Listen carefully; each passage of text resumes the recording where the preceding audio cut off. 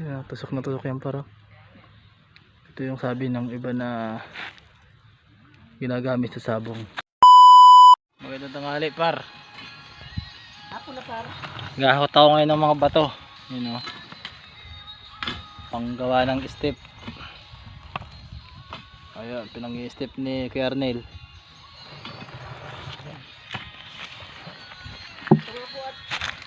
Ayan o. Silang nagagawa dyan. Tapos ako naghahakot ng mga bato na yan. Yan mga par, yung madinurog na bato. Ayos tiyo. Ayan mga par, habang naghahakot pala ako ng bato, may nakita ako kanina. Ito natin. Ipapakita ko sa inyo. Ito eh isang baging na tumusok sa kahoy.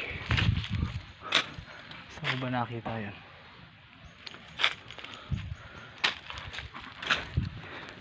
Sabi ng iba eh maganda raw sa sabong.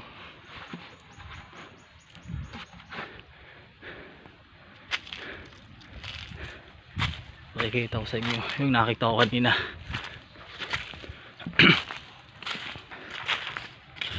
Ito mga par.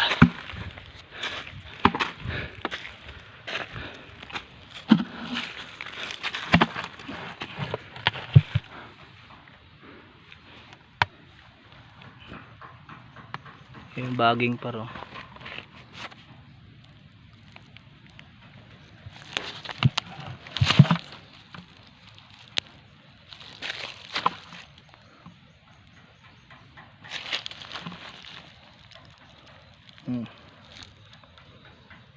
Tusok na tusok sa kahoy.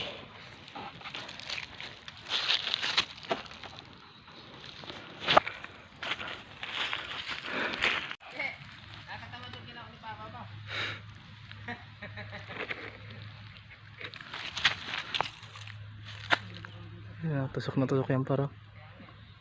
Ito yung sabi ng iba na ginagamit sa sabong. Pero tayo, di tayo magsasabong eh. Sero siya. Sero yung ano.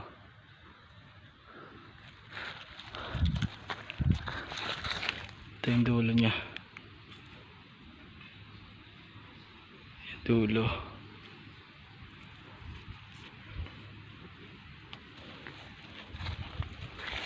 Ito. Baging to baging.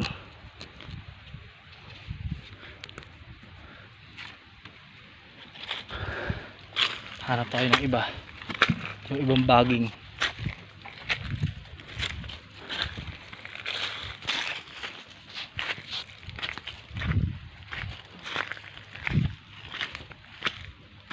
Pakita ko sa inyo pinagkaiba ng ibang baging. Ito baging to. Diba? Nakapapulupot lang siya. Ayan o. Hindi siya nakabaon. Ayun, nakabaon dito sa gitna. Yung kanina. Yun ang pagkakaiba niya sa ibang baging. Kumuha na ito. O, diba? Nakapulupot lang siya.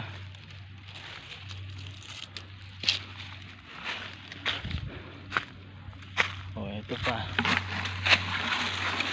Diba magkakamukha lang ang baging nakapulupot?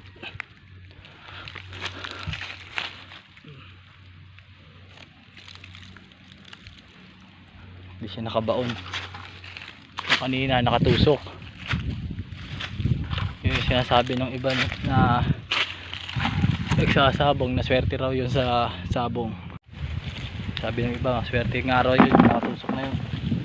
Pero di natin kukunin yun kasi hindi naman tayo nagsasabong eh. O bayaan lang natin yun dun. Diba? Ito nga pala yung pinupulot ko. Nadala ko doon sa baba.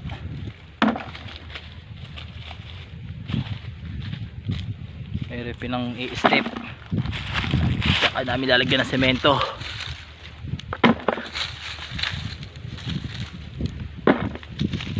Ayun mga par, pinakita ko lang sa inyo yung baging na nakatusok sa puno. Bye bye mga par, ingat kayo palagi.